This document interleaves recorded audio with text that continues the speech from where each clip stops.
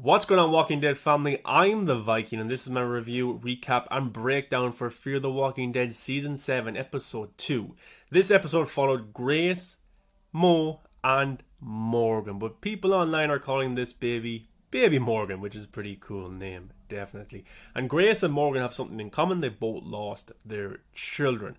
So that's something that pops up a lot in this episode. But I think Fear the Walking Dead has vastly improved over the last two seasons. Season 6 was outstanding. I absolutely loved it. I even think it's better than the main show, The Walking Dead Season 10. That's how good it was. And these anthology stories where we focus on a group of characters or one character every episode suits the show. But on the main show, The Walking Dead, it doesn't suit their style. I love on The Walking Dead when there's multiple storylines being told at once. But I love on Fear the Walking Dead when there's one story being told, more of a character study. And these introductions to these episodes with kind of the artwork is brilliant. I really, really love it. But at the end of last season, of course, Teddy's nuclear missiles went off. Now there's radiation absolutely everywhere. There's radioactive zombies, people, and just the environment is very, very dangerous. But as Morgan and Grace were in fear of these nuclear bombs in last season, they were going to commit suicide together, but then they heard the cries of a baby, which was Mo, which stopped them from doing it. And Morgan embraced the baby, while Grace was a little bit, not that happy because she had just lost her child. So the three of them are living in the submarine and they're running low on supplies. And Grace, of course, worked at a nuclear power plant before, I think it was. And she understands that the most you can be out in this environment is around 6 hours. So her and Morgan take turns looking for supplies, looking for food, but they absolutely find nothing. And then baby Mo is just crying in every scene because obviously he's hungry. So they're definitely in a bad situation. And Grace, while out looking for supplies, comes across these people. She hides from them, but then when they kind of leave, she kind of just basically says to them, I don't even want to be here. Take what I have. So I don't want to be here anymore. So it just shows the mental state that Grace is in as a character. So they decide to leave the submarine because they're in a bad situation. It's not going to get any better just staying in the submarine. So they leave. They gear up for this nuclear world that they're in, this radioactive world. Rufus comes along as well, and they set upon a journey just to probably just drive and to see what they can find. Maybe go to the outside of this radioactive smoke or air, basically. It's kind of like a yellow, mustardy color. But, on their journey, Morgan wants to play some music, but then a song comes up that reminds Grace of her child that she lost. And in last season, we got a very Grace-centric episode where she was kind of hallucinating. She was imagining her daughter, and that certain song was playing throughout that episode. And when that song comes up, Grace kind of freaks out.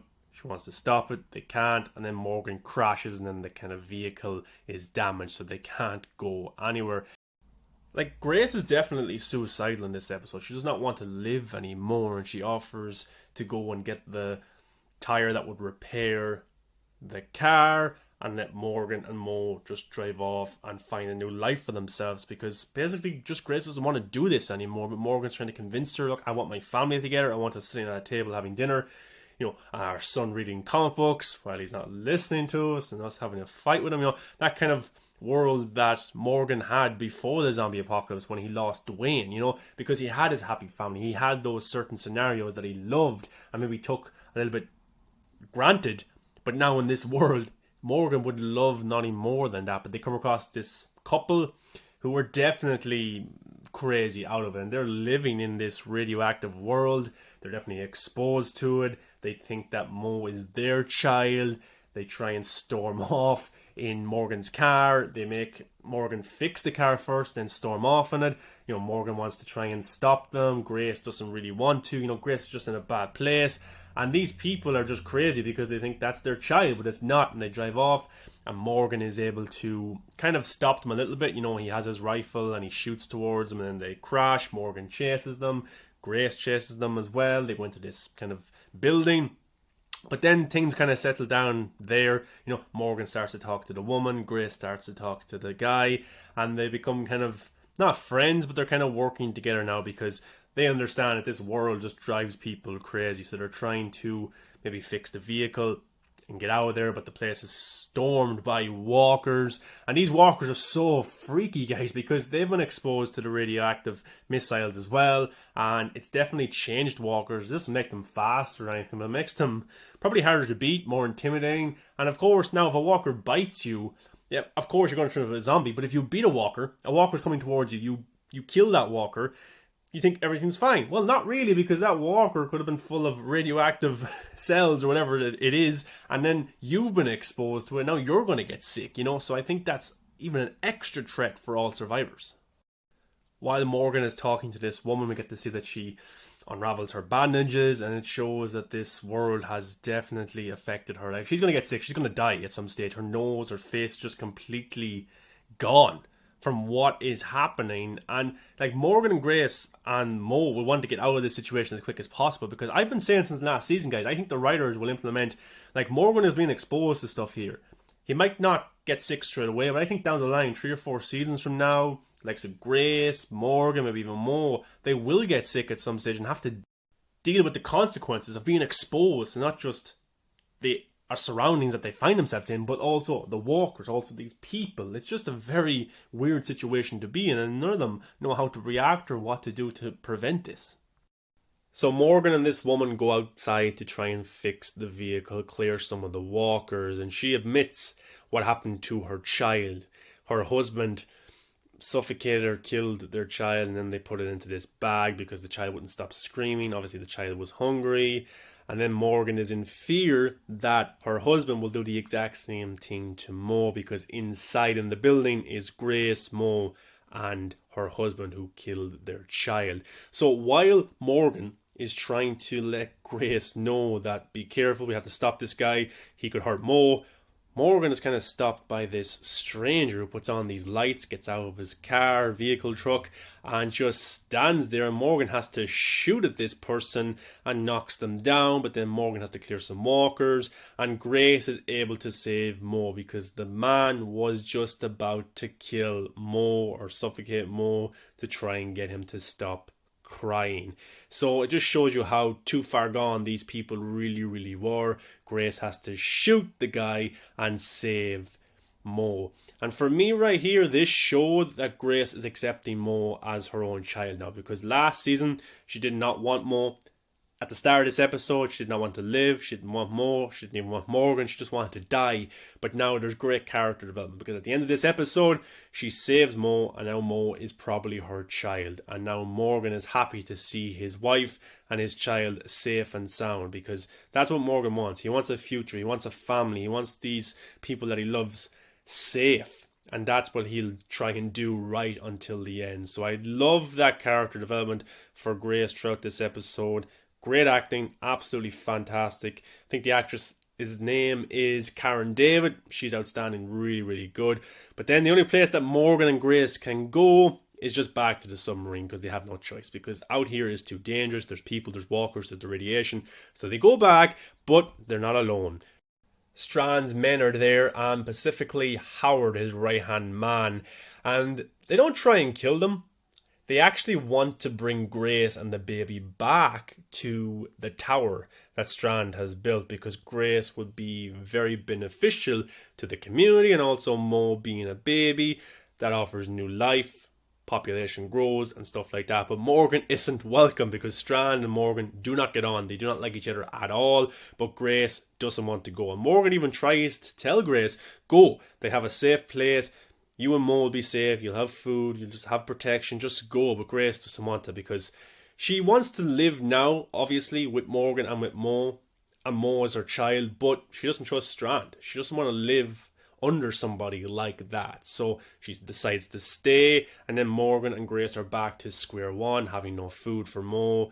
And that's a bad situation to be in, but Mo starts to crawl, and this was a pretty sweet moment. Morgan loves this, Grace loves this, but then they discover that there's kind of an area on the floor that actually has a door, and there is loads of canned food there. So Mo has just discovered food when Grace and Morgan could not. So that was pretty sweet, and now it looks like they're sorted and they can live in the submarine because they have enough food now. But that wasn't even the biggest moment of the entire episode. You guys remember Season 6, Episode 1 of Fear the Walking Dead, Morgan was being hunted down by a bounty hunter. But in the end, Morgan was able to defeat the bounty hunter, cut his head off, tell Virginia, I'm coming for you. And he was able to take the bounty hunter's dog, hat, vehicle, and axe. And that made for an amazing start to Season 6. But that bounty hunter has a brother, a twin brother that discovered the box with his brother's head in it with Morgan written on the box, and now he's on a hunt to kill Morgan Jones, the man who killed his brother. I thought this was an amazing ending to the episode. A little bit cheesy, but guys, it's a TV show. Come on, he has a twin brother. This is just pretty amazing, pretty cool, and he lifts his brother's head up and starts talking to it. Come on, that's just pretty badass. I'm looking forward to this. This villain from Season 6 was a brilliant villain. I was kind of sad they killed him off because he was badass. He was really, really cool, and he gave Morgan a really great fight. But the writers in that episode did have the bounty hunter referencing his brother. Something about a recipe for food. So they did have this planted in Season 6. They always wanted to bring back the bounty hunter, and now they have a season later. So this is awesome. I'm looking forward to this, to see how this develops. Morgan versus this bounty hunter before we get the big showdown between Morgan and Strand. But yeah, I love this. Thought it was pretty cool. And then this was the stranger that put the lights on and stood in front of Morgan. Now that was a little bit stupid in my opinion. Like, why did he do that? But maybe he's not as experienced as his brother in terms of hunting people down. But then again, he did find the box, and he did find Morgan within all of this nuclear kind of radiation world that we're in. So maybe he does have some of his skills that his brother had. So we'll have to see how that develops. But guys, I thought this was a pretty solid episode of Fear the Walking Dead. I really enjoyed it. Thought it was awesome. Loved the cinematography. Loved the color. Loved the music. The performances. Everything about this episode for me was just awesome. Great start to Season 7 so far. And I love this radiation world that we're in right now, this nuclear fallout world, because it makes for some amazing set designs and cinematography and some shots like this one right here. Just fantastic to just look at. So I'm looking forward to that over the next coming episodes. I think the next episode is June Dory and John Dory Sr., which should be a lot of fun. I think those are the characters that we're seeing next. We'll have to wait and see for the trailer for that. But looking forward to it this season, guys. I'm really enjoying Fear the Walking Dead. Did you like this episode? Let me know below. As always, guys, for all the latest Walking Dead news, rumors, theories, reviews, make sure you subscribe to this channel because I post about The Walking Dead every single week. Fear the Walking Dead, The Walking Dead World Beyond, and The Walking Dead. Guys, thanks very much for clicking on this video. I really appreciate it. Come follow me on all the social medias, movies that matter. I'll see you in my next review for The Walking Dead World Beyond Episode 4.